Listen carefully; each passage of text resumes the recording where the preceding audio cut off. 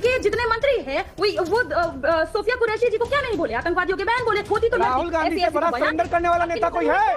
लालू यादव चारा चोर को बचाने के लिए, लालू यादव से बड़ा सरेंडर करने वाला, पैर पकड़ने वाला, हाथ जोड़ने वाला लालू यादव बिहार की राजनीति का कलंक है, कोर है, पाप है। और बिहार की जनता ने, देश की जनता ने लालू यादव पाप है, अनाचार है, अत्याचार है, कदाचार है। लालू यादव रावण है, कंस है। खोखलाहट वो लोग रखे हैं जो मोदी जी के गोद में खेल रहे हैं। थोड़ा शर्म करिए प्रियंका कुशवाहा, आप किसकी गोदी में बैठती है ये बताइए ना।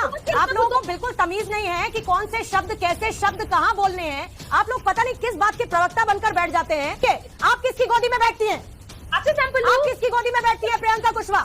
आप किसकी गोदी में बैठती है पहले ये तय करिए। तो आरजेडी जब थे तो हमारे चीनी मिल बंद हो गया मिथिला में। मिथिलांचल को सबसे पिछड़ा अगर बनाने एरिया में काम रहा तो आरजेडी और कांग्रेस का रहा। तो मैं मैडम को बताना चाहता हूँ कि आप अपने तेजस्वी जी से पूछिएगा, हमारे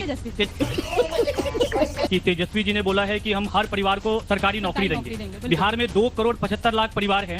कैसा कॉमर्स है उनका, किस तरीके से वो कैलकुलेशन करते हैं, मुझे थोड़ा सा बताइए आप किस तरीके से वो नौकरी बांटेंगे। अगर मुझे नहीं पता आपका मैथमेटिक्स कमजोर है तो उसका मैं क्या कर सकती हूँ, लेकिन मैं जवाब कमजोर है देती हूँ, मैं बताती हूँ। मेरा मैथमेटिक्स नहीं कमजोर है। अगर आपको कॉमर्स पढ़ना हो तेजस्वी यादव जी को तो हमसे।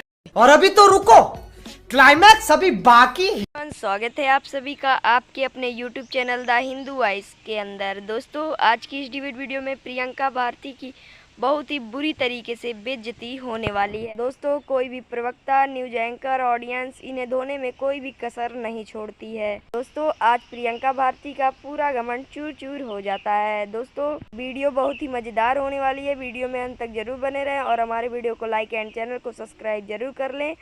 और दोस्तों चलिए अब हम लोग मेन वीडियो को स्टार्ट कर लेते हैं। चलो भाई देखो अब मैं क्या। इनके जितने मंत्री हैं वो सोफिया कुरैशी जी को क्या नहीं बोले, आतंकवादियों के बैन बोले।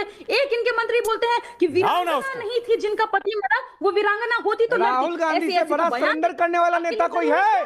लालू यादव चारा चोर को बचाने के लिए कांग्रेस पार्टी की लीडरशिप ऑर्डिनेंस ला रही थी और उस ऑर्डिनेंस को कांग्रेस ऐसे ही होता है, जब चुनता है तो कौन हो जाता है, फाड़ने का काम किया।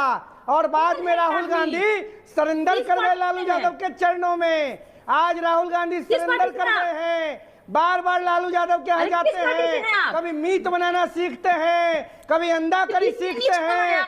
चारा चोर के बारे में लालू यादव को बचाने के लिए कांग्रेस ऑर्डिनेंस लाई और राहुल गांधी ने ऑर्डिनेंस फाड़ा मीडिया के सामने। और बाद में राहुल गांधी अभी बदत है भाई, अभी बदत है। ये व्यक्ति इस हैसियत से चारा चोर बोलेंगे और ये उम्मीद करते हैं कि चारा चोर देश की जनता नहीं बोल सकती है। लालू प्रसाद यादव लीडर वो बोल से आया है, कहाँ से आदमी आया है, इसका एजेंडा क्या है, इस व्यक्ति को बदनाम करना इसका एजेंडा है कि नहीं, किसने इसकी ट्रेनिंग की है? लालू यादव कहाँ की गोदी से आए थे? लालू यादव फुलवरिया से निकले थे, गोपालगंज के गांव से, प्रकाश नारायण के करना पड़ेगा ऐसे लोगों को। कौन है ये, मैं पूछूंगी ना क्योंकि मैं नहीं जानती कौन है ये। और लालू यादव कांग्रेस के चरण में जाके लेट गए। क्या बात करती हैं आप? लालू यादव को बिहार की जनता माफ करेगी क्या? मुद्दे पर आके बात कीजिए, मुद्दे पर आइए।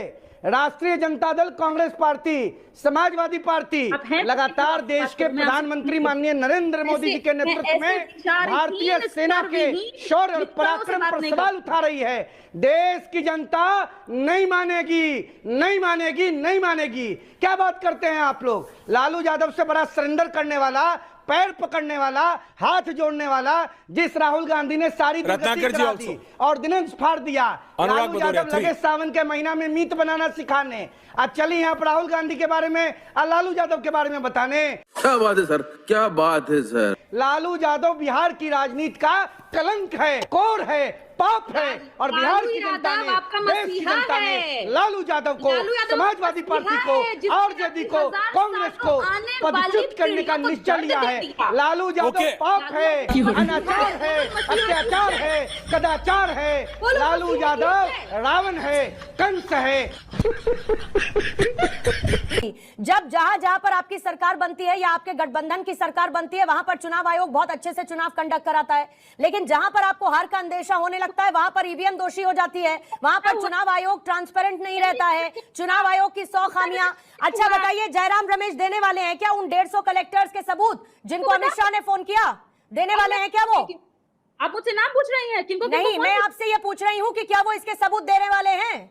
मैं बताती हूँ पूर्णिमा मिश्रा जी, अगर वो सबूत दे देंगे तो देश को एक और लोया मिल जाएगा। हम नहीं चाहते हैं कि कोई भी हमारा डीएम अगला लोया बन जाए इस देश में, इसलिए जहां पे जानकारी पहुंचानी है वहां पहुंचाएंगे, आपको नहीं देंगे। अच्छा, आप हमको, अरे जहां देना है वहां दे दीजिए, मना कि हम तो मांग भी नहीं रहे, हम तो मांग भी नहीं रहे, लेकिन जहां देना है वहां तो दे दीजिए। डेडलाइन खत्म होने वाली है, 50 मिनट भी नहीं बचे। देश को दूसरा लोया नहीं देंगे हम। अच्छा, अरे मैं कह रही हूँ 50 मिनट भी नहीं बचे, देना है तो जहां देना है वहां दे आए ना। 50 मिनट नहीं बचे हैं या 2 मिनट नहीं बचे, चर्चा इस पे मत कीजिए इधर। अरे मैं इस पर चर्चा कर रही हूँ प्रियंका कुशवाहा, कि हर बात पर आपको लगता है कि चुनाव आयोग दोषी है। अरे आपको अपनी मेहनत पर यकीन है ना, आपने जो किया उस पर यकीन है ना। अभी भी आप कह रहे हैं 295 प्लस आप जा रहे हैं ना, तो फिर ये संदेह पैदा करने की क्या वजह है? एक नैरेटिव, पहले आपका चुनावों में कोई नैरेटिव नहीं चला, फिर उसके बाद अब आप एक नया नैरेटिव ठीक नतीजों से एक दिन पहले लेकर आ गई हैं। कौन सा नैरेटिव? लो, कौन सा नैरेटिव पूजा जी? आपको नहीं पता? मेरा नाम पूजा नहीं है अमृता जी, अमृता जी मेरा नाम पूजा नहीं है, आप प्रियंका हैं, मैं पूर्णिमा हूं, और मैं उस नैरेटिव की बात कर रही हूं जो लगातार 2 दिन से आपके नेता फैला रहे हैं, जो लगातार 2 दिन से चुनाव आयोग पर आप लोग सवाल खड़े कर रहे हैं। अचानक से आपकी घबराहट और बौखलाहट इतनी तेजी के साथ बिफरने क्यों लगी है?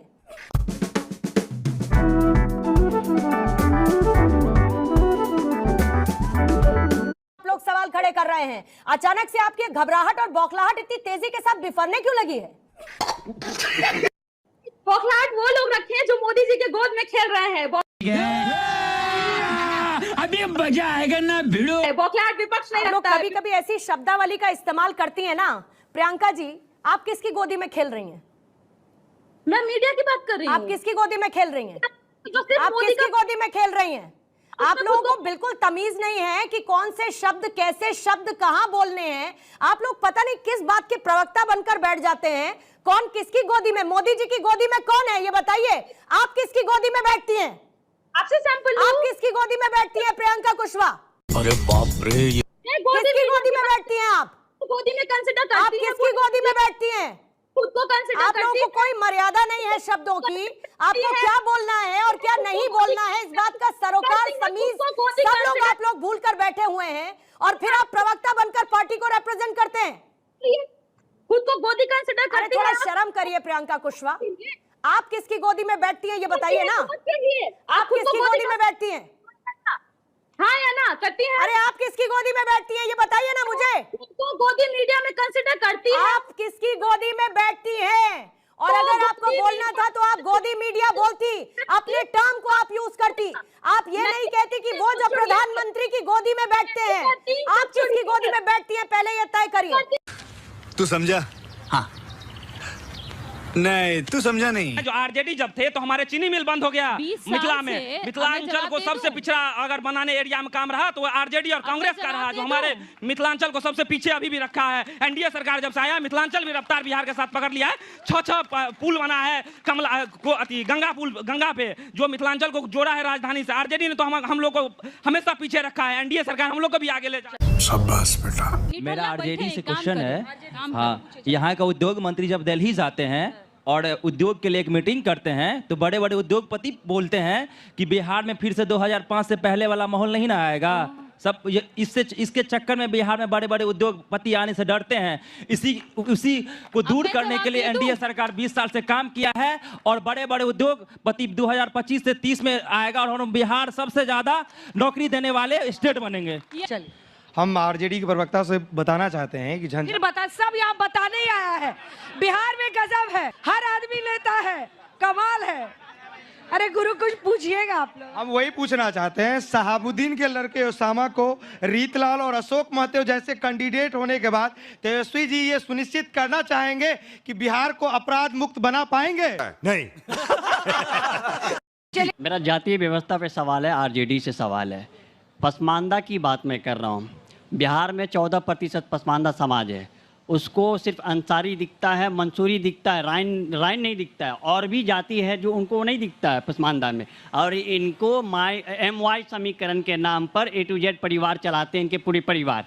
तो पसमानदा समाज को इनके आप भी अति पिछड़ा समाज से आते हैं, हम भी अति पिछड़ा समाज से आते हैं। क्या किया आपने अति पिछड़ा समाज के लिए? मुस्लिम में भी जो पसमानदा समाज है उसके लिए क्या किया आपने? उसको आप दरकिनार करते हैं, ये उनका आरोप है। देखिए, सबसे पहली बार जब मुंगेरी लाल कमीशन आया था, अति पिछड़ा को जो आरक्षण मिला था उसको बढ़ाने वाले दूसरे बार कौन थे? लालू जी ने बढ़ाया, फिर राबड़ी जी ने बढ़ाया और फिर तेजस्वी जी ने बढ़ाया। वो अलग बात है कि इन दोनों महोदय ने, महाशय ने रोक दिया उस बढ़े हुए आरक्षण को, 9वीं अनुसूची में शामिल नहीं होने दिया। अब राइन की मैं बात करना चाहती हूं। मैं बताना चाहता हूँ, अभी बहुत अच्छा जिक्र आया है, अभी बहुत अच्छा जिक्र आया है जननायक कर्पूरी ठाकुर जी का, जननायक कर्पूरी ठाकुर जी का बहुत अच्छा जिक्र आया है। मैं बताना चाहता हूँ अंजना जी आपको, आपने मुझे अलाउ किया है। क्या बोल रही है? शून्य।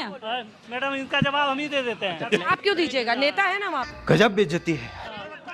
मैं मैडम को बताना चाहता हूँ कि आप अपने तेजस्वी जी से पूछिएगा, हमारे तेजस्वी जी से पूछिएगा कि पसमानदा समाज के नाम पर पटना में एक कार्यक्रम हुआ था, उस कार्यक्रम में क्या बोल के आए हुए थे कि हम हर समाज को देंगे, अति पिछड़ा समाज को भी भागीदारी देंगे। अंसारी और मंसूरी समाज को देते हैं और समाज को कहाँ देते हैं? हो गया, अब उन्होंने जवाब दे दिया। गुरुप्रकाश जी जवाब दीजिए। नहीं गुरुप्रकाश जी, ऐसा है नहीं, आगे बढ़े मैम प्लीज। गुरुप्रकाश जी प्लीज, अब हो गया। अंजना जी, ये यहाँ पे बहुत अच्छी बात हुई है जननायक कर्पूरी ठाकुर जी को, जननायक कर्पूरी ठाकुर जी को भारत रत्न से सम्मानित बीजेपी की सरकार ने किया, एनडीए की सरकार ने किया, और कर्पूरी ठाकुर जी को कपटी ठाकुर बोल करके लालू जी ने संबोधित किया था। कर्पूरी ठाकुर जी अस्वस्थ हो गए तो उनको जीप की आवश्यकता थी, मना कर दिया। किस मुंह से आप अति पिछड़े की बात करते हैं? आपको आत्मंथन करना है। आप जो है हिंदुओं को जाति में बांट करके अगर आप पिछड़ा करके सत्ता में आए, लेकिन जो है हम जैसे यादवों को, सारे यादवों को अपने पार्टी से निकाल करके सिर्फ लालू प्रसाद, राबड़ी देवी, तेजस्वी यादव कब तक सत्ता में रहेगा? आखिर हम पिछड़ों को, आखिर चमार को, डोम को, साफी को, मुसहर को, सारे हरिजनों को और दूसरे यादवों को कब मौका मिलेगा? आप सारे यादवों को पार्टी से क्यों निकाल रहे हैं? पहली बात, मुझे अपने घर जाना है, मुझे घर जाना है। मेरा सवाल आरजेडी के प्रवक्ता प्रियंका जी से है कि तेजस्वी जी ने बोला है कि हम हर परिवार को सरकारी नौकरी देंगे। बिहार में 2,75,00,000 परिवार हैं। कैसा कॉमर्स है उनका, किस तरीके से वो कैलकुलेशन करते हैं?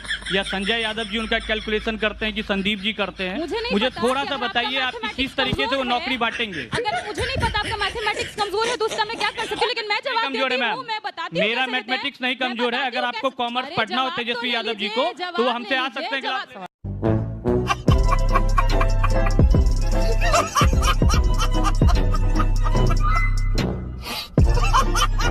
उम्मीद करता हूँ कि आप लोगों को यह डिबेट वीडियो पसंद आया। अगर पसंद आए तो हमारे वीडियो को लाइक एंड चैनल को सब्सक्राइब जरूर कर लें।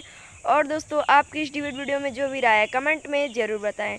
दोस्तों, मिलते हैं नेक्स्ट वीडियो में किसी और नई टॉपिक के साथ। तब तक के लिए राधे राधे।